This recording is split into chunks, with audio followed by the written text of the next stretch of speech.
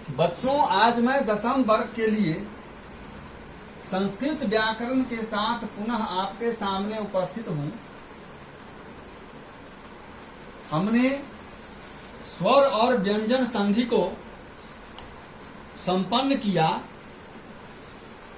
और विसर्ग संधि के अंतर्गत हमने सप्त संधि की कल चर्चा की।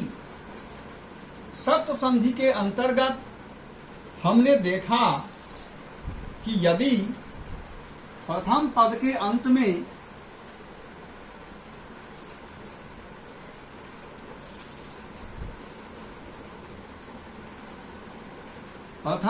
अंत में अगर विसर्ग हो और दूसरे पद के शुरू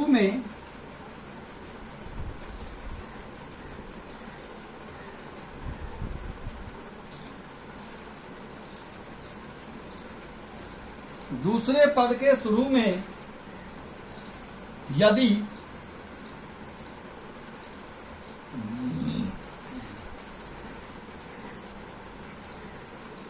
दंत सौ तो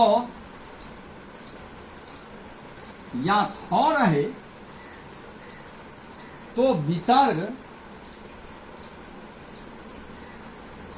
का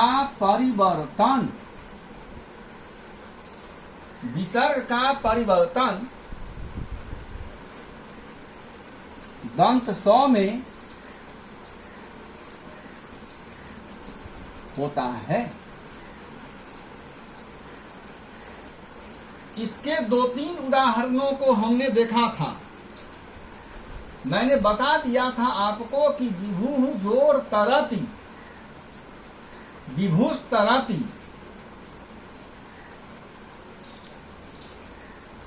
या भक्तः जोर सेवते, भक्त सेवते, तब यह तो पिछले दिन का रिवीजन हुआ। हमने दूसरी परिस्थिति देखी थी जिसके अंतर्गत प्रथम पद के अंत में विसर्ग और दूसरे पद के शुरू में तालव्य सौ या चौ या छ, इनमें से कोई एक होने पर विसर्ग का परिवर्तन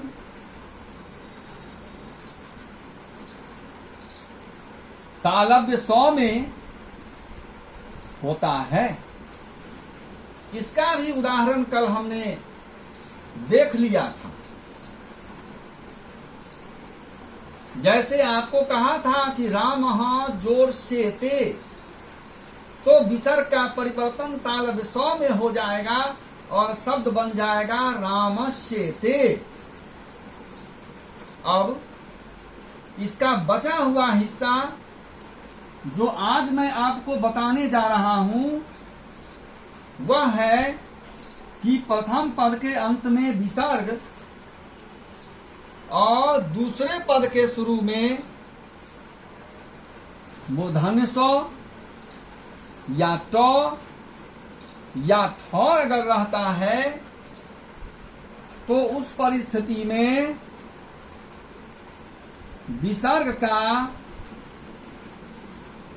परिवर्तन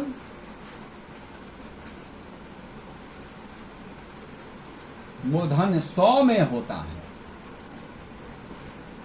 है।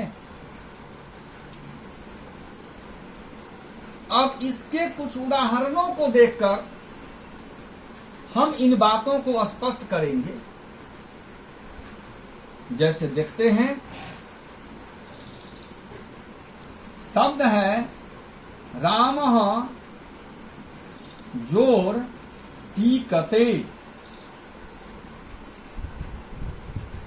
अब क्या होगा यहां देखिए, प्रथम पद के अंत में विसर्ग है और दूसरे पद के शुरू में टॉ है, तो इस संधि के अंतर्गत दूसरे पद के शुरू में तालव्य स, मूर्धन्य स, दंत स, त, थ, क या च, छ, ट, ठ कुछ भी रहता है तो उसमें कोई परिवर्तन नहीं होता है, केवल विसर्ग में परिवर्तन होता है और विसर्ग बन जाता है मूर्धन्य स। इस प्रकार विसर्ग हट जाएगा और शब्द बन जाएगा रामस्टीकते।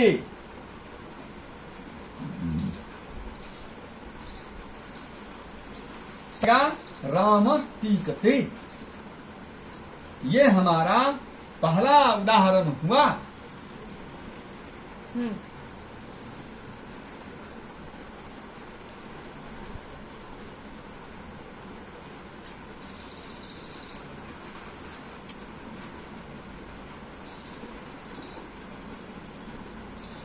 दूसरा उदाहरण है हमारा धनु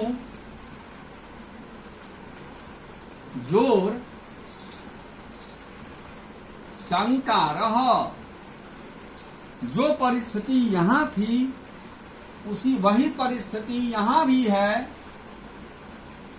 धनु जोर टंकारः, प्रथम पद के अंत में विसर्ग है और दूसरे पद के शुरू में ट है, तो यह विसर्ग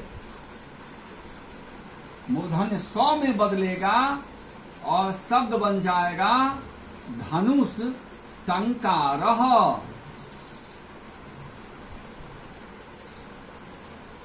शब्द बन जाएगा धनुष टंकारः, या धनुष की टंकार। धनुष की डोरी खींचने पर, उसकी पतंचा को खींचने पर जो आवाज होती है उसी का नाम है धनुष टंकार। अब अगला उदाहरण है हमारा रूप्यकैः ठनठनायते।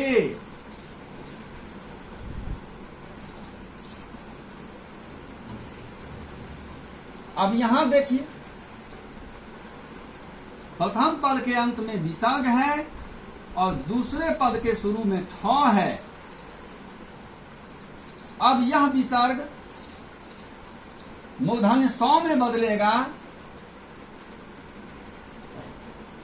और परिणाम होगा कि शब्द बन जाएगा रूप्यकैः ठनठनायते, अर्थात रुपया के द्वारा, सिक्कों के द्वारा ठन ठन की आवाज निकलना। तो इस प्रकार हमने इसको संपन्न किया।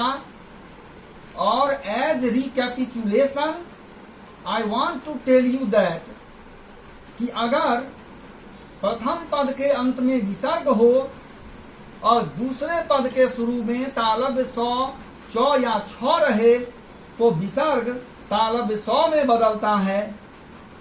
यदि प्रथम पद के अंत में विसर्ग हो, दूसरे पद के शुरू में मूर्धन्य स, ट या ठ रहता है तो विसर्ग का परिवर्तन मूर्धन्य स में होता है।